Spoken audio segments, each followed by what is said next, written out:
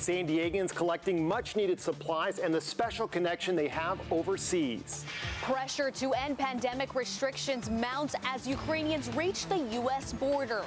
Here at home, the man seen swinging a bat at a police officer in East County faces a judge, answering charges in a violent attack caught on camera.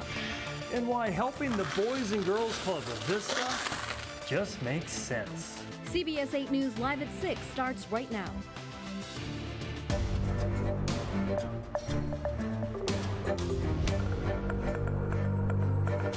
President Joe Biden could be headed to Europe soon for meetings with world leaders about the war in Ukraine. Good evening and thanks so much for joining us tonight. I'm Marcella Lee. I'm Carlo Cicchetto. The Pentagon says Russia has fired almost 1,000 missiles in the nearly 3 weeks since it invaded Ukraine. Talks between Ukrainian and Russian officials resumed today despite the ongoing assault on several major cities. Now, there's concern China could offer Russia economic and military support. National security officials met with top Chinese officials in Rome today, one day after warning that China would face consequences should they try to help Russia. Any such support from anywhere in the world would be of great concern to us. We will not allow any country to compensate Russia for its losses. Meantime, today, Fox News said one of its journalists had been injured covering the war in Ukraine. And President Zelensky is scheduled to give a virtual address to Congress on Wednesday.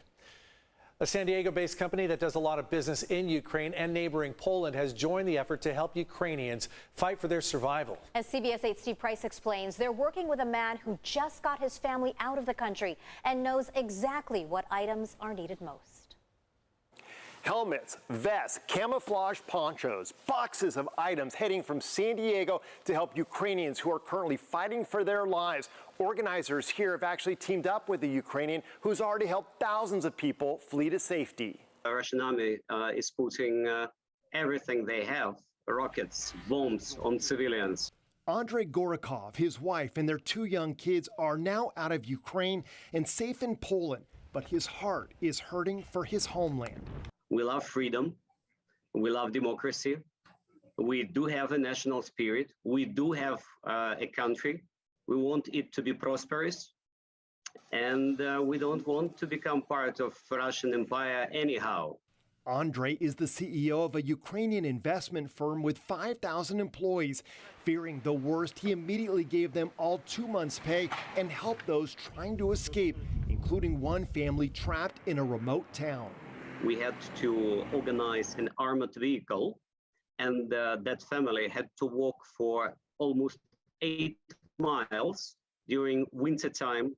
Now Andrei has moved on to helping those who stayed behind to fight, and what they quickly realized is the civilians don't have the equipment they so desperately need to be successful. The main thing that people really need is Kevlar helmets. And that's where Dermot O'Shea comes in. His San Diego-based company does a lot of business in that area. We really felt the pain and suffering that was going on just from watching it on TV and talking to our friends and colleagues over there, and we felt helpless. So Dermot got in contact with Andrei to help procure the items Ukrainians need most. At first, they concentrated on the entire list, collecting boots, gloves, thermal underwear. But now they're focusing more on harder to obtain items like this. This is a level 4 bulletproof plate. Dermot set up a nonprofit called Unity for Ukraine and already has a website, unityforukraine.net, with how you can help. He makes it clear he's covering all local expenses, so every dollar donated will help the Ukrainians fight for their country's survival. Our children have to live there. They have to be living in democratic society. They should be free. They should be part of European family and in general, like a global, peaceful nation. Steve Price, CBS 8. It's so great that the San Diego company now has a tie to someone who knows exactly how to help people in Ukraine. So much help needed, too. Russian and Ukrainian families fleeing the invasion are actually coming now here to our southern border seeking asylum. Yeah, but a policy under the Trump administration is sending some families back while others are being let in. CBS 8's Regina Urita talked to immigration lawyers and journalists in both the U.S. and Mexico and has more on that story. For more than a year, the Biden administration has been expelling migrants at the southern border under Title 42, despite calls from immigration lawyers and advocates trying to end it. Now those calls are growing louder as Ukrainians begin to arrive. Title 42 was put in place for COVID restrictions. The Biden administration has kept the Trump-era policy in place and defended it in court as a necessity to prevent the spread. But as COVID restrictions begin to ease, immigration lawyers in San Diego argue the policy is no longer needed and only contributes to the inhumane treatment happening at the border. This is actually an inhumane policy, and people are calling to cancel it because it's not safe for these immigrants who are fleeing their countries to be stuck over in Mexico, and who knows what is happening over there. Now with Russian and Ukrainian families fleeing the invasion and coming to the border, the situation has worsened. Jacob Sapichnik, who has a law firm in San Diego and has been helping Ukrainian families, says U.S. Border Patrol agents are taking advantage of the policy and turning families away. Even though they touched U.S. soil, they wouldn't let them claim asylum. They just send them back, claiming that, no, you have to wait in Mexico. So it's definitely being abused by CBP officers and other government officials, and I think it's time to get rid of it. And Tijuana journalists who we spoke with say they've witnessed dozens of Ukrainian and Russian families gathering outside the border, adding that families are saying CBP agents are being selective of who they let in and sometimes not letting Russian or Central Americans in at all. That they allow some families with a very relatively short amount of time, which is very unusual. Even people with humanitarian parole will take a long time to get that waiver, so to speak. Some are allowed to get in, but not others. As for workers crossing the border every day, they say Tijuana is saturated with families coming from every part of the world, and it's making it hard for them to cross the border and get to work. CBS 8 also reached out to Customs and Border Patrol asking why some cases have been expedited and allowed in, but have yet to respond. For CBS 8, I'm Regina Urrieta.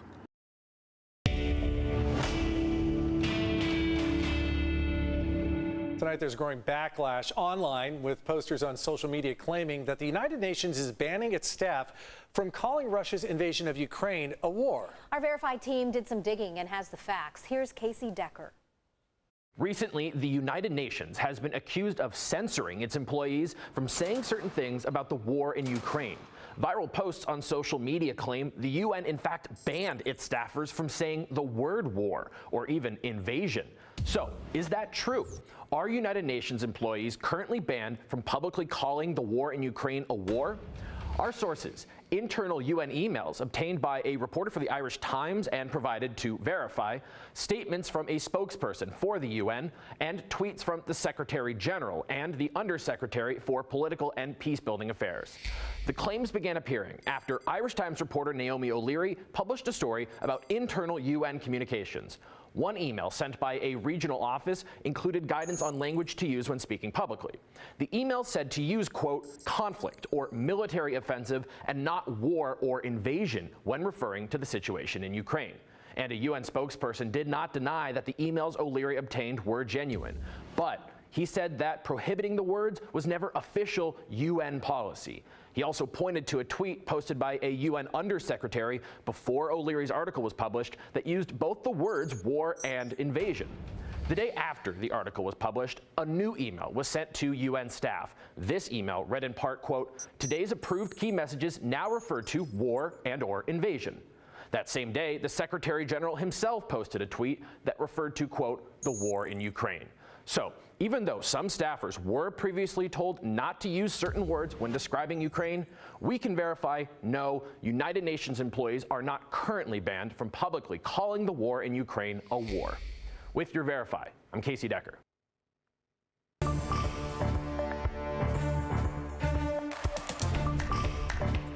Today, Republican lawmakers tried to force a vote on their gas tax holiday bill to help Californians at the pump, but they did not get enough votes that they needed. Right now, Californians are paying 51.1 cents in taxes per gallon. CBS 8 political reporter Morgan Reiner reports from Sacramento with why the GOP says it has to force the bill through. The bill was first introduced in January, and Republican lawmakers told me today that it hasn't even been referred to a committee yet. So yes, while they would like to go through the normal legislative process, They told me they're being shut out of it. Sonny Klein doesn't want to pay $81 to fill up his wife's car, but he can afford it. I've worked all my life. My older guys, you can see, I can afford to suck it up and pay it. But for the guys who are on the thin edge, the guys right out of college, the people trying to make it for the first time, the single mother, this is not okay. He thinks something needs to be done right now so people don't have to choose between food on the table and transportation. They are fine to sit in that Capitol and sit on their rear ends and live a good life while some single mother pays, what, $1 more a gallon? Really? That's where the Republicans come in with their gas tax holiday. That'll save Californians 51 cents a gallon.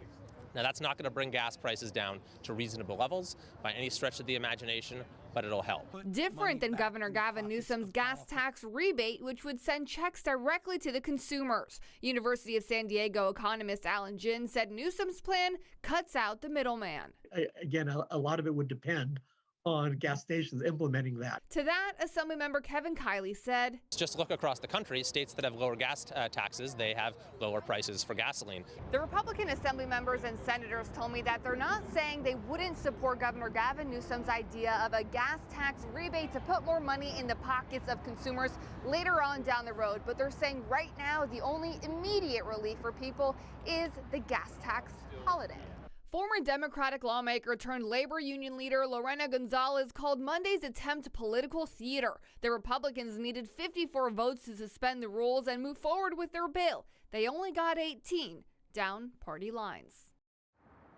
I asked Kiley what now. He says that voters will be watching to see how their representatives voted and feeling just how out of touch their representatives are as people continue to pay record prices at the pump.